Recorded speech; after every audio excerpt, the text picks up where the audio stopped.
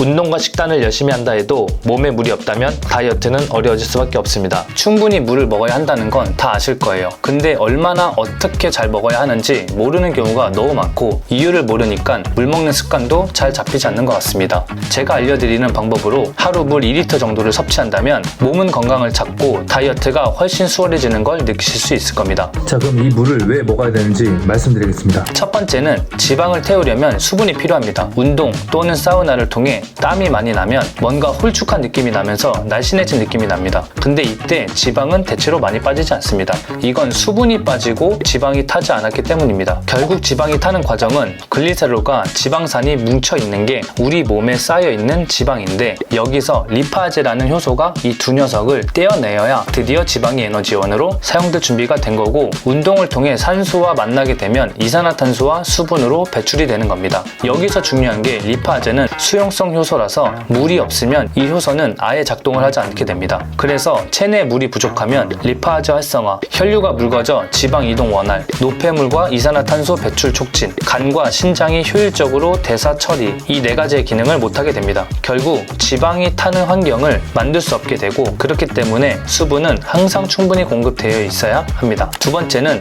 아침에 소금물을 500ml 정도 먹어보세요. 사람은 자는 동안에도 숨 쉬고 땀 흘리고 소변으로 평균 400에서 700ml의 수분을 잃어버리기 때문에 아침에 충분한 수분 섭취를 해주는 게 좋습니다. 차가운 물보단 미온수에 미네랄이 풍부한 천일염 또는 죽염을 한 꼬집 넣어서 희석해 드시면 좋습니다. 한 번에 다 먹으려 하지 마시고 일어나서 반 먹고 출근 준비를 하면서 나머지 반을 드시면 됩니다. 소금물을 먹는 이유는 여러 가지가 있지만 다이어트를 하게 되면 저염식을 고집하는 분들이 생각보다 많더라고요. 물을 먹는 과정에서 물만 너무 많이 먹게 되면 저나트륨 혈증이 오게 되니까 꼭 미네랄이 풍부한 나트륨을 같이 섭취해 주시는 게 좋습니다. 다이어트를 하면서 땀 많이 흘리고 저염식 식단하고 물만 많이 먹으면 오히려 다이어트를 방해할 수 있다는 점 알아두시면 좋습니다. 미네랄은 전해질 밸런스를 맞추게 되는데 전해질이 좋아야 물도 흡수가 잘 되고 대사도 안정적으로 돌아가게 됩니다. 혹시 잠자다가 다리에 쥐가 자주 나시는 분들은 전해질 이상이 있을 수 있기 때문에 참고하시면 좋을 것 같습니다. 그리고 다이어트를 하게 되면 인바디의 중요성 아시죠? 이거 모르시는 분들은 아래 고정 댓글 참고해 보시면 좋을 것 같습니다. 인바디 체성분 검사도